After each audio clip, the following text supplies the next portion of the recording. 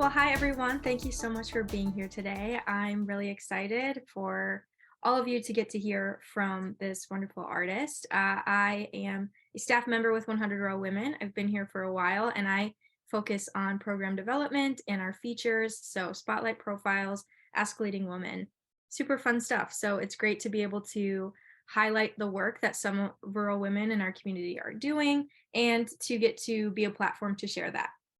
So I know Teresa touched on it a bit. I'm just going to talk a little bit more about our organization in case we have some people that have never been to any of our meetings. But 100 Row Women is nonprofit, nonpartisan, and we're interested in providing resources to support and serve rural women.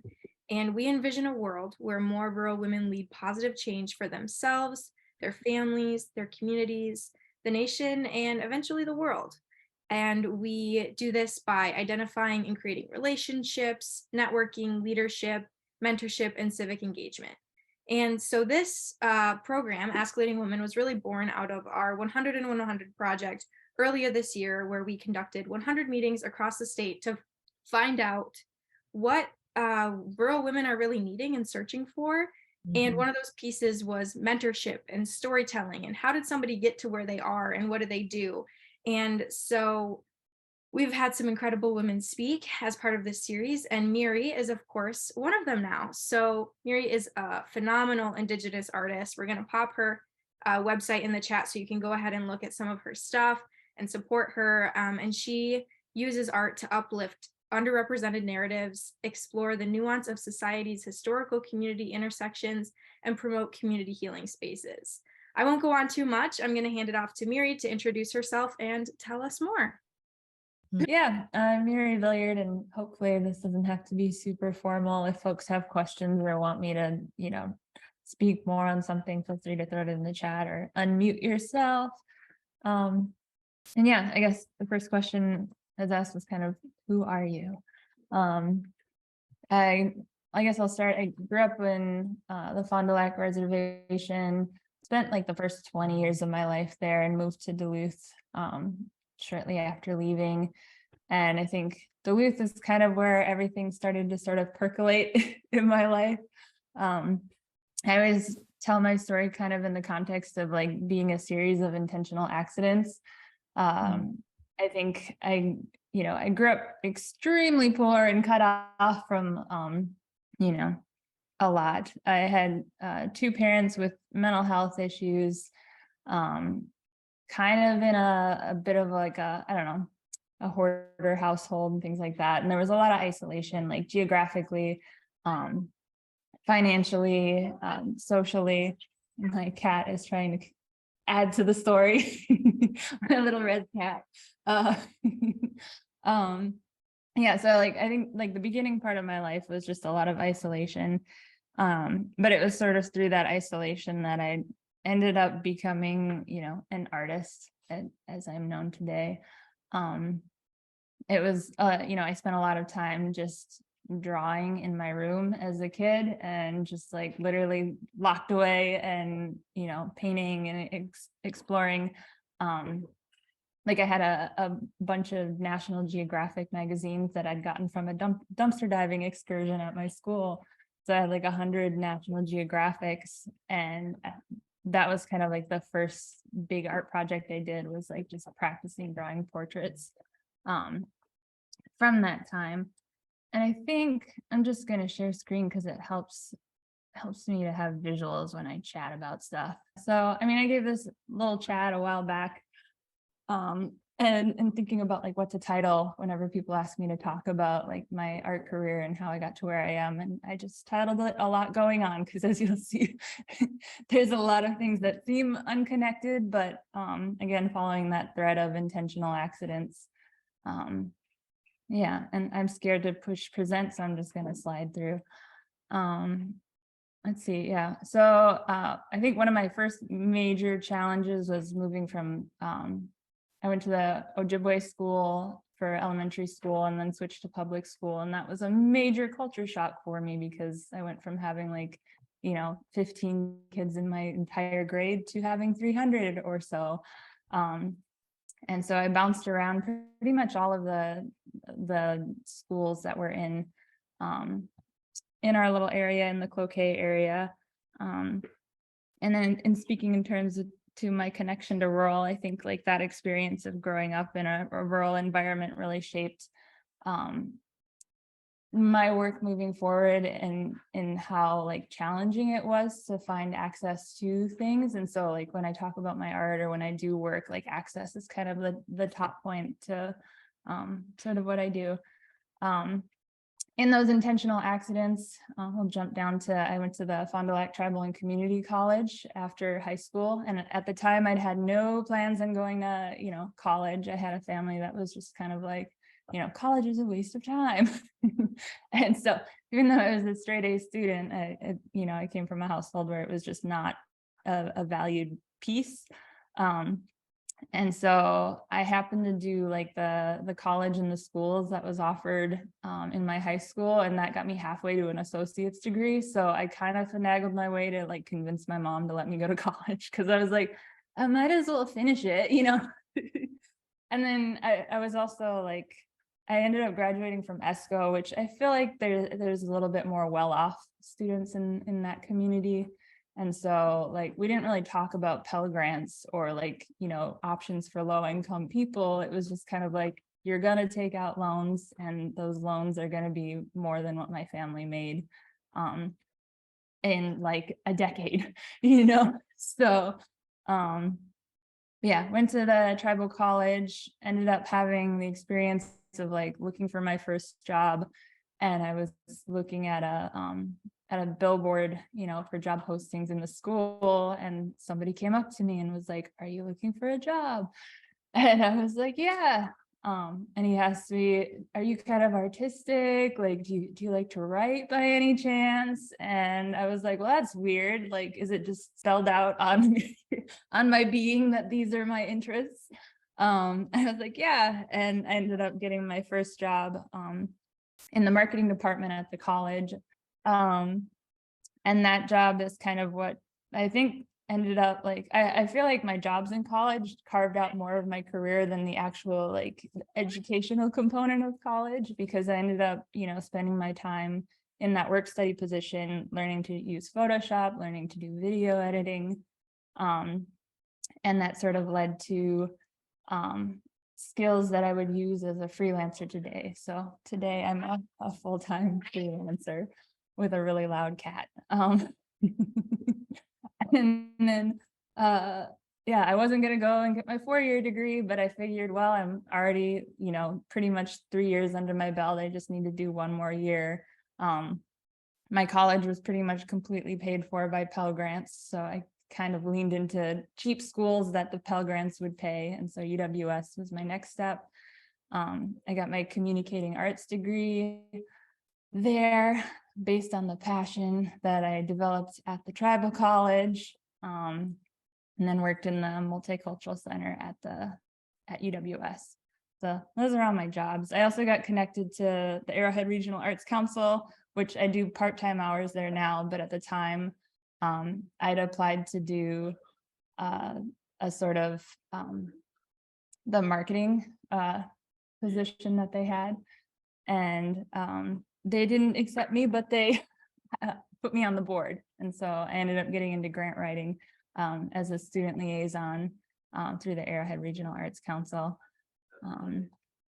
Yeah, and then my other claim to fame is, working at the American Indian Community Housing Organization back when they had started this major arts program in the community. And so I was leading that for a bit and then quit a month before the pandemic.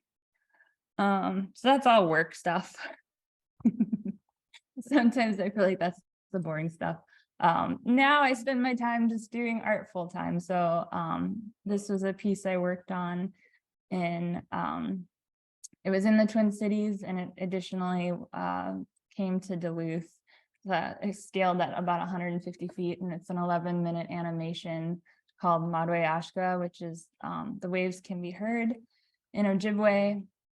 And it's really a testament to the resilience of Indigenous women, especially, during the pandemic. I worked with an elder who is currently not doing so good. So any good vibes and prayers are appreciated.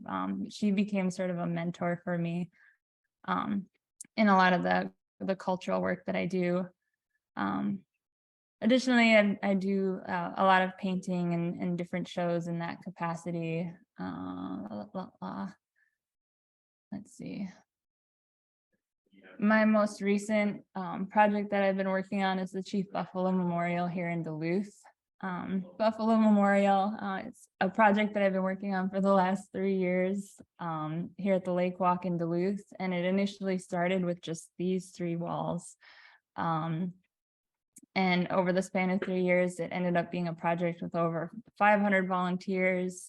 We did community painting sessions for all of these fish. So they were all painted by community members. I've got huge goals for this space still, even though we had our unveiling. I want to do some sort of like future augmented reality, because it's really hard to capture the scale of this space when all the walls are overlapping. And yeah, working too also on like the safety in the park, because I think as myself and there was a team of 3 to 5 other artists who worked on this with me from different tribal affiliations.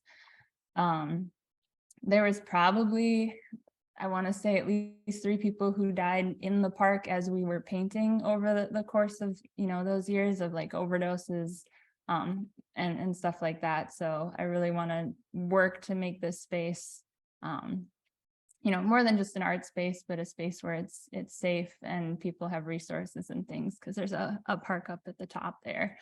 Yeah. So kind of the theme that I was exploring with this piece is the story of Chief Buffalo, which I can go over a little bit. Part of the goal in some of my public artwork is to uplift Indigenous stories. And so Chief Buffalo's story is one that I think very few people, even in the Native community, knew about at the time when we started this. And we always have like in land acknowledgements where it's like, Chief Buffalo's ceded territory, but nobody knows what that means. And I didn't at the time. And so one of my strategies in creating public art is basically like finding topics or issues that I don't see represented, and also that like I want to learn more about, and then developing ways for the community to engage in that learning with me. So I don't really go in with the answer, I just go in with the question, and then we kind of figure it out as we go. And so this space ended up being an illustration of Chief Buffalo's journey. Back in, I think, 1852, there was what was known as the Sandy Lake tragedy in Minnesota, or the Minnesota Territory at the time, I think it was. And I think, yeah, it would be Governor Ramsey, who Ramsey County, all the places are named after. He really was not into Native people. And so he kind of came up with this very, like, it's documented. He wanted to remove Native people, specifically Ojibwe people from the territory, so they could take over and, reap the resources of the land. And so they were supposed to provide, is it annuity payments? It's an A word. I think it's annuity payments in near Madeline Island, or, closer to where people were living. And they ended up moving the point where people could get their supplies. And so, and they did that right before the winter. And so it's basically known as the Ojibwe Trail of Tears, where over 300 Ojibwe people died on this journey. When they got to where the supplies were supposed to be, it was rotted and not consumable. And then the rivers had frozen over, so people couldn't get back home. And so it was just this long, treacherous march that Ojibwe people went on. And Chief Buffalo wasn't having it. So he went at, I think he was 90 years old. He went on this journey to Washington, D.C. for a chance to meet with the president, and basically got the Treaty of 1854, which stopped Ojibwe people from being moved further west. So this whole space has a bunch of imagery around that story, in addition to some florals by Michelle Defoe. There's lots of folklore kind of spread throughout, and like our creation story, you can kind of see in the top left there. On the staircase, you can see some of our star stories. Those are by Owena Gijik Bruce. And then the canoe is symbolizing the beginning of that journey. That was done by Sylvia Houle. And then I worked on the more, besides the administrative side of everything as a volunteer for 3 years, I worked on the more realistic pieces because I think it's important to represent, Native people in a contemporary context. And so we have the florals, the folklore, the story, we have maps, we have the community painting sessions that we did with all the fish, and then the contemporary imagery, which uses photos by Ivy Vineo. And yeah, I think like one thing I was noticing as I started to work more in public art was this, trend of like whenever BIPOC folks get, featured in artwork, it's often when after they've like died. And like, at least for me as a kid, like, I try and put myself in the lens of a child whenever I'm working on something, and what do they see? And if you only see your community represented by people who've passed on, then it's really hard to see yourself as part of a community that's thriving and where you can live, so it was really intentional for me to put living people, because like also like let's celebrate people while they're here. But yeah, let's see what else. So I got public art was one of those intentional accidents. A few years ago, I had gotten an emerging artist grant from Forecast Public Art. Let's see, and which piece was it? I think it was so this fish was my first ever public art project, and it was a temporary piece down in Canal Park. And basically I went on social media and was like, what do we want to put down here? And people, surprisingly in Duluth, we don't have a lot of imagery related to the water. So this whole piece is dedicated to water. I wasn't allowed to say water is life in writing because that's a political statement. And so we just kind of put it in Ojibwe. And so with that, then I ended up getting that Forecast grant to do these crosswalk murals in different neighborhoods where we did door knocking and asked people at these like dangerous intersections, like, what's a story in your neighborhood that you'd want to uplift? This bottom one's my favorite. It's 7 generations at a bus stop. I also was asked to do, to kind of help direct the George Floyd and Breonna Taylor murals that went up at Clayton Jackson McGee. We did like a all BIPOC painting session where it was basically just like, a space for people to grieve and to write whatever they want. And a lot of people ask me like, is someone going to write F the police? Like, aren't you going to stop people when they write swear words and stuff on it? And I was like, it's plywood.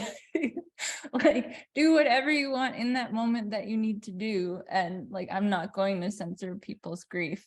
And the interesting thing was that nobody, there wasn't anything negative written on any of the pieces, and they ended up serving as sort of like a shrine where people kept adding over the months that followed. Other claim to fame, the burger at Gordy's in Cloquet. Like every time I teach in 4th grade classrooms, like instant credibility when I bring that picture up. I do a lot of billboards, and then this was another recent piece that I did with that elder I mentioned earlier, where we had these medicines we did listening sessions kind of across the state around like mental health issues, and then offered plant teachings. And then at the end, we asked people to submit a plant that makes them feel good. And those kind of created a community garden at the bottom of this. But yeah, winding down because it looks like I have 2 minutes. I think, if I could go back to maybe that connection to rural, I've had a lot of I don't know. I feel like rural spaces are really great spaces to kind of like serve as incubators for things. Like I feel like a lot of my most experimental work and shows and opportunities have started in places like, New York Mills, where I think my Rights of the Child show went. There's just a little bit more openness, I think, to just try new things and you know, see how they work. And then I'm also just a huge advocate, like now that I'm kind of more into funding circles and things like that, like there's a huge bias against rural and greater Minnesota as far as funding in this state. And it drives me crazy. Like I had to go through like 20 different funders to get the Chief Buffalo project to happen. And I'm very vocal about that because that's absurd. And that was only for like, this total project, I think cost me roughly in the budget range of $100,000. And in a bigger city, it's like a $500,000 project, but I had to kind of like scrape and fight through all these little tiny grants from little foundations all over the place. And then like when I would apply to bigger foundations, like I remember specifically there was a panelist from like San Francisco or something who was just like, these murals are great artwork, but they're not groundbreaking. And I was like, first off, like, you come to greater Minnesota. And like, I'd like to see you try and get like 20 walls set up with the history of Indigenous people and things like that. Like, I think, ever since that feedback, I've been like a very grumpy person whenever I go to the cities or I get to serve on panels, because there is a lot of bias like that exists. Even like, Duluth isn't necessarily rural, but I think from perspectives coming from the city, like it's all the same up here. And we all get lumped together. And so, yeah, I think advocacy is a big part of my connection to the rural. And yeah. Yeah, great. Well, I think we're gonna move into Q&A now. So that was a wonderful presentation, and I'm sure that our audience members have some questions. I know I have a question. So just for formatting of this, if you have one, you can go ahead and raise your hand. There's a little icon for it. And we'll call on you. Otherwise, you can just put them in the chat or message them to me directly or Teresa directly, and we'll ask it for you if you would rather not. I'm just gonna actually start off the Q&A myself and just ask, what are you working on currently, or what's kind of something in the near future that we should look out for? I'm currently working on an exhibit that is called Waiting for Beds. And this is probably going to be my next huge big work. Hopefully you can see that. It's called Waiting for Beds, and it's going to travel hopefully across the state. And it's an idea that was kind of inspired by my experience as a caretaker for a loved one who's had to navigate some pretty crazy systems as far as like mental health and addiction is concerned, and homelessness. I made this flow chart while I was working with this specific loved one. And these are all of the points of entry for like services that she was, that I was trying to help her connect with. And you can see like things loop back around and go back to each other. Blue is encounters with the police. Orange is homelessness. Pink are different resources. Purple or the dark purple, or no, that purple is hospitals. Green is jail. Like all of the cycles that she kept going through while waiting for a bed. And so we have this phenomenon. It might be a Midwest thing, because in some of the listings that I've done to other places, there might not be that concept of waiting for a bed when you're in crisis. But basically, whether you're homeless or in domestic violence shelters, or like going through addiction, or even like suffering COVID, we in Minnesota, for whatever reason, we tell people, oh, we have to wait for a bed. And sometimes that bed takes, 6 months to a year to many years to find. And so when people are in major crisis, a lot of people die because of this. And so I'm doing a show that's going to be all about that. And that'll be in February, opening at the Prove. And then I'm hoping to get it at the McCrossy in Grand Rapids. And then if you guys have other places you want it to come, I'm going to have community panels and workshops and sort of, I didn't talk about rights of the child, but if you guys have seen my rights of the child exhibit, it kind of like, you know, the artwork serves as a backdrop for a bigger conversation on the topic. So yeah, that's my next project. Wow, incredible. Thank you. I have a question in the chat here, and it is, how do individuals in rural communities take up art-related community projects like murals and exhibitions? Where's a good place to start? Yeah. Oh gosh. I think for me, like early on, I connected with a lot of like non-art spaces that had like curiosity about the arts. So like, I don't know if there's like a little cafe or like usually like places where, you know, there's always like in small towns, there's always a place where people gather. So connecting with those owners and being like, I have this skill or this art, I'll write the grants for it. Like, can I use your space and make something happen? I think just building relationships with people who have access to space is a huge, I don't know, space is half the battle. That's what I always say. I hope that kind of answers it. Additionally, I think with like grants, like I said, sometimes there's a lot of bias, especially when you try and like have to prove yourself to foundations based in the metro. And so making sure that like you kind of formulate your elevator pitch if you're going for those bigger funds about the inequity of like how funds get distributed.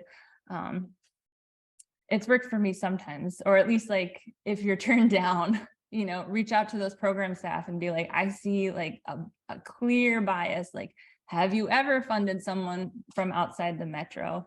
I've told foundations like, look, you say you're this specific foundation of Minnesota, but it kind of feels like you're the foundation of the Twin Cities, which is fine. But like, don't say you represent all of Minnesota if you only ever give to one specific part of the state. Like, change your name. Like, I don't know. And so just, you know, making sure that you challenge spaces that do that, because there's a lot, unfortunately. And if we all do it, you know, maybe the message will be a little bit clearer. There's another question in the chat, and it is, what is some advice you would give to an early artist? Yeah, I think back on that like intentional accidents sort of realm, like I kind of define intentional accidents as like you kind of go to a space and you just sit there or meet people, or like for me early on it was like I would just sit in public places and draw.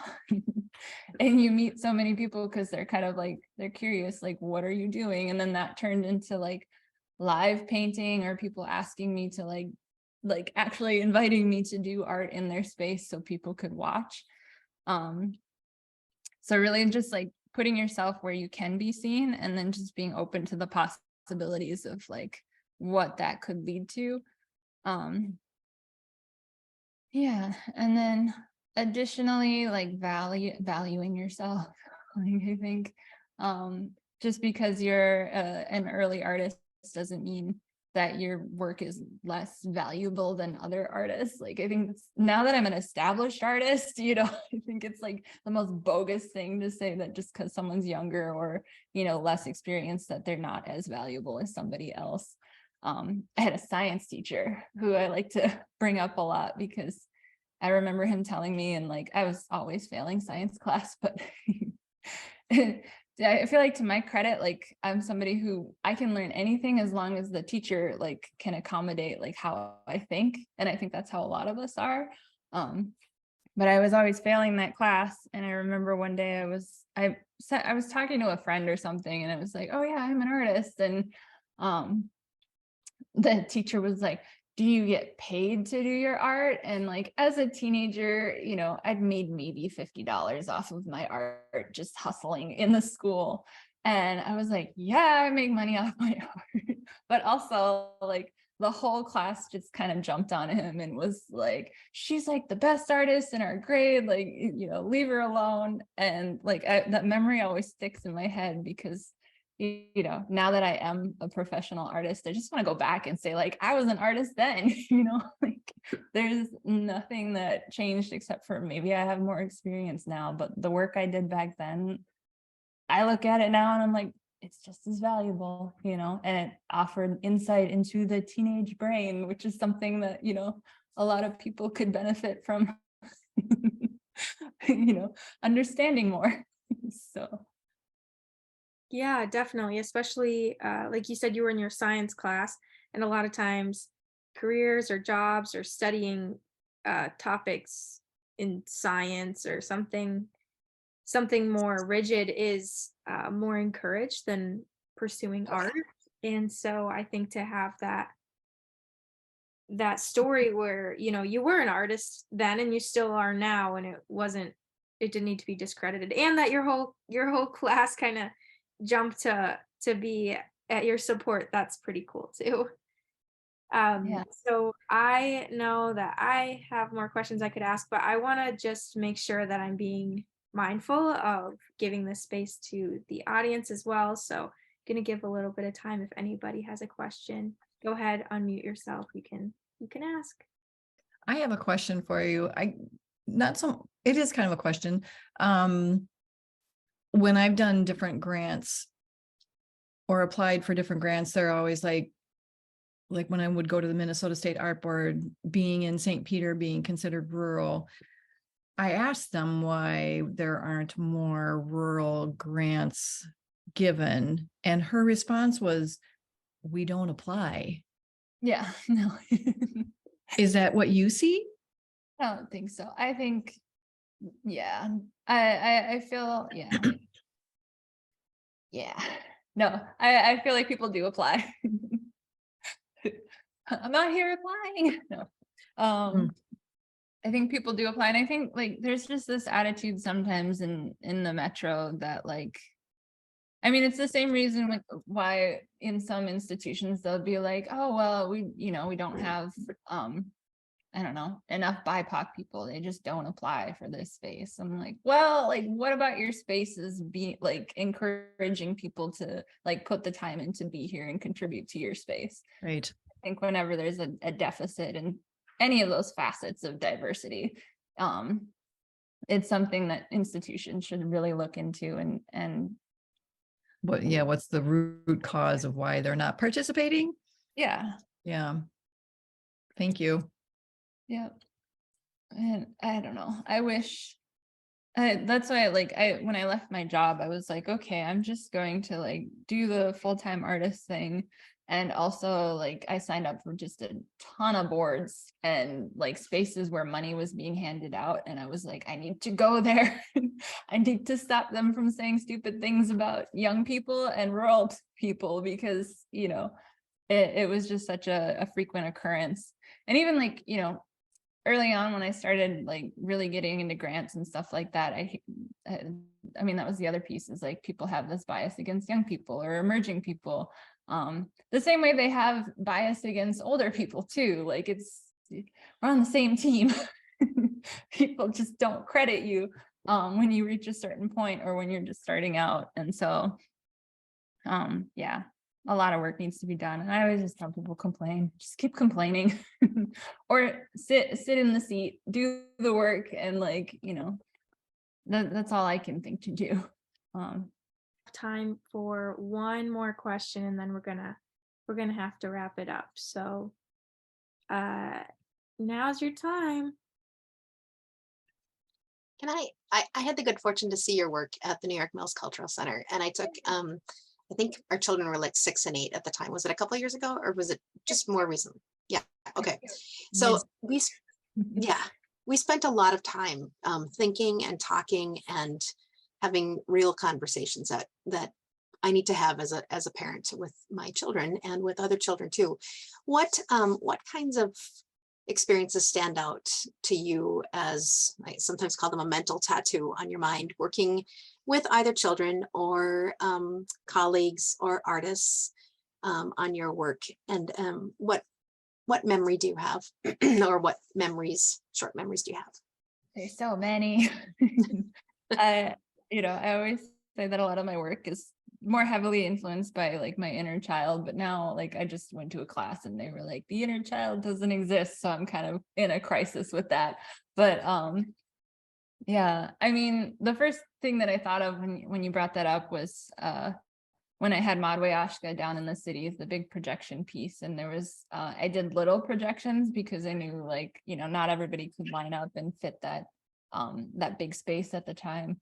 And so we did the little projections, and I have a photo of a little toddler. You might have kind of glimpsed at it in the slideshows, where he was chasing the loon that I'd animated like up the wall. And it was just such like, that was the moment that I was like, this is what I'm supposed to be doing, because I just like automatically was like transported to his mind of like seeing this like glowing blue pretty loon like swimming up the wall and like being so small and it being so big, and just like not wanting to lose that perspective of just the wonder that maybe that as a tattoo on his brain might create a visual that he might carry with him.